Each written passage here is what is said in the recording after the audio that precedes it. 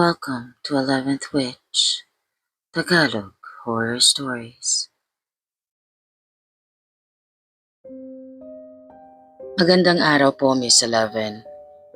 Itago niyo na lang po ako sa pangalang Paulo, taga Tondo, Manila. Gusto ko po sanang i-share ang nangyari sa akin nung tumira ako sa isang paupahan sa Tondo. Simple lang po akong tao. Wala namang inaasahang masyado sa buhay kundi makahanap ng matinong trabaho at may matutulugan gabi-gabi. Siyempre kasama na po yung sapat na makakain araw-araw. Wala namang masyadong mga exciting na nangyayari sa buhay ko. Paulit-ulit lang naman mula sa paggising ko ng umaga hanggang sa humiga ako sa gabi para matulog. Pero itong nangyari sa akin ang hindi ko makakalimutan. Noong 2022, nagtrabaho ako sa isang maliit na printing shop sa Divisoria. Siyempre, praktikal ako. Gusto ko sana yung malapit lang sa trabaho para tipid sa pamasahe. Kaya nung may nagrekomenda sa akin ng paupahan sa Tondo, hindi na ako nagdalawang isip. Ang sabi sa akin ng kaibigan ko, mura raw at malapit lang. 2,500 per month. Wala ng kuryente at tubig, share-share lang daw.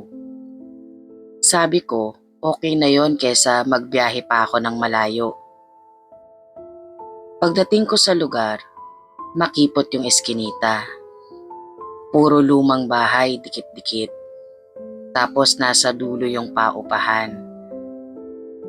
At ang nagpapaupa, isang matandang lalaki, si Mang Efren. Malaki yung katawan niya, parang hindi matanda. Maputi ang buhok pero solid pa rin ang tindig. Sabi ng mga kapitbahay, siya raw ang landlord sa area. Tahimik lang pero may dating na pangingilagan mo. Una kong napansin, kakaiba yung mga pinapaupahan niya. Parang mga cubicle lang na gawa sa plywood.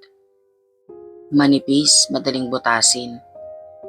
Pero dahil gipit ako, umupa pa din ako sa isang kwarto. Sa totoo lang, amoy kulob at parang laging basa ang sahig. Pero syempre wala na akong reklamo. Hanggang dun lang talaga ang kaya ng 2.5 ko. Nung una, ayos lang naman.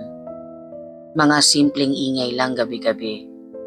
Yung mga kapitbahay na nag-aaway, mga batang naglalaro kahit 10 oras. Minsan may lasing na sumisigaw sa labas. Normal lang kasi Tondo nga. Pero nagsimula akong may mapansin na medyo kakaiba nung mga bandang 3 linggo ko na dun. Tuwing 10:00 ng gabi, napapansin kong may parang kumakalusko sa bubong. Akala ko pusa lang kasi madami naman talagang pusa at daga doon. Pero kakaiba kasi mabigat yung tunog. Parang mabigat, parang tao yung naglalakad. Tapos may isang gabi bigla akong nagising sa kalagitnaan ng tulog ko. May naririnig akong ungol. Hindi ungol ng tao na nasasaktan o ungol ng alam mo na, kundi ungol na mahaba, parang hayop. Dinig na dinig ko sa kabilang cubicle. Nang sumilip ako sa maliit na siwang ng dingding, wala akong makita. Pero naaamoy ko yung parang malansang dugo. At maya-maya, narinig ko yung kapitbahay ko. Isang batang construction worker humihikbi, parang umiiyak. Kinabukasan, wala na yung batang tenant na yun. Ang sabi ni Mang Efren, lumipat na raw dahil hindi makabayad. Pero hindi nagpaalam tapos iniwan na lang daw lahat ng gamit. Doon na nagsimula yung kutob ko. Isang madaling araw, bumangon ako para umihi. Dadaan ka sa labas ng hallway para makarating sa shared CR. Habang naglalakad ako, napansin ko yung pintuan sa dulo, yung mismong kwarto ni Mang Efren, nakabukas ng kaunti. Hindi ko alam kung bakit pero tumingin ako sa loob at doon ko nakita may nakasabit na mga piraso ng karne sa loob. Hindi karne ng baboy o baka kasi hindi normal yung itsura. Ang iba parang braso ng tao, yung iba nga may kuko pa. At si Mang Efren nakatalikod. Pero kitang-kita ko may nginunguya siya. Paglingon niya nagulat ako. Kasi pulang-pula yung bibig niya at parang ang haba ng mga ngipin. Agad kong isinara yung mata ko at tumakbo pabalik sa cubicle ko. Kinabukasan parang walang nangyari. Nandun pa rin siya, umiinom ng kape, nakatsinelas lang. Parang normal, parang katulad nung dati. Hindi ko alam kung swerte ba ako o malas. Kasi simula noon parang ako naman yung lagi niyang pinapansin. Lagi niya akong tinatawag kapag dumadaan ako. Tatanungin ako kung kumain na ba ako. Minsan bigla na lang siyang nakatayo sa labas ng cubicle ko tapos nakangiti. At yung ngiti niya hindi pangkaraniwan, hindi ngiti ng tao. Hanggang sa may gabing hindi na ako makakalimutan. Mga 2:00 ng madaling araw, nagising ako kasi may kumakalabog na naman sa bubong. Mas malakas kesa dati. Tapos may narinig akong kalmot sa dingding ng cubicle ko. Parang may gustong pumasok.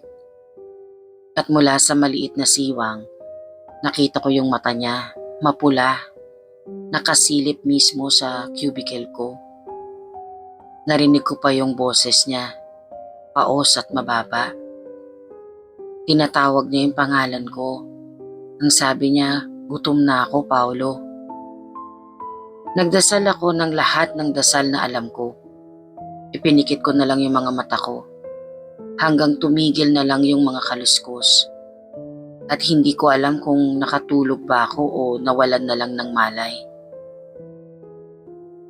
Pagising ko, maliwanag na. Pero may dugo sa labas ng cubicle ko. Nung gabing yun, pagkagaling ko sa trabaho, nakasalubong ko sa labas yung isa sa mga umuupa.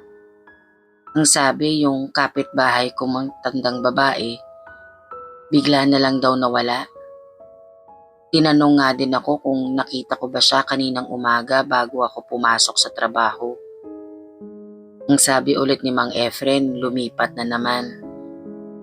Pero sa loob-loob ko, alam ko na hindi yun ang nangyari.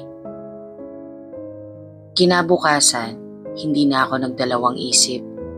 Kahit wala pa akong pera, iniwan ko na yung mga gamit ko at umalis ako ng walang paalam. Hindi ko na rin kinuha yung advance ko basta lumayas na lang ako.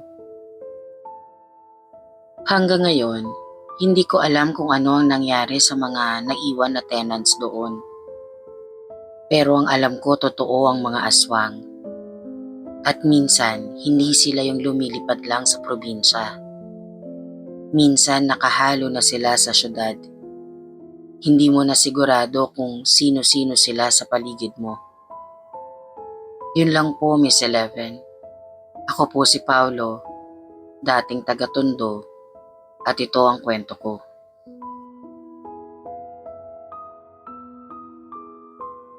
Thank you for watching, Mambabarang and Friends. Please don't forget to like, subscribe, and hit the notification bell for more scary stories.